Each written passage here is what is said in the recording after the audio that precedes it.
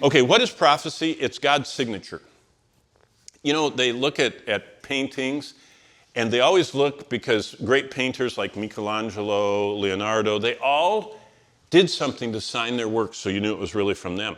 Paul, do you remember when he's writing his epistle? He said, you know it's from me because I always put my mark in every one of my epistles.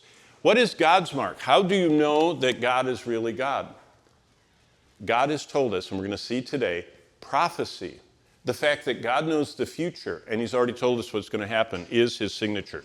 So, Jeremiah 1:12, right here, God is watching over his word.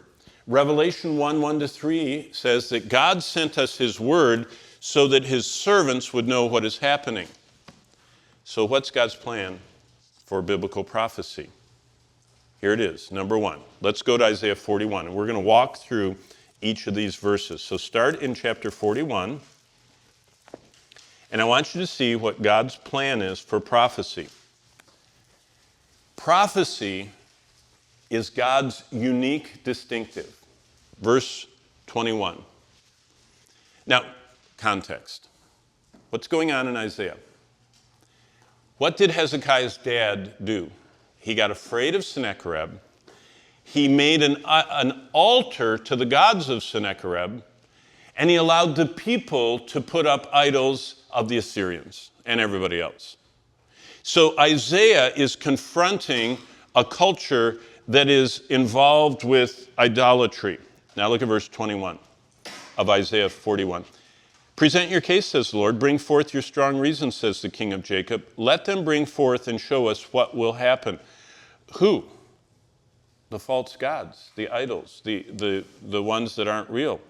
That we may consider them and know the latter end, or declare to us the things to come. Verse 23.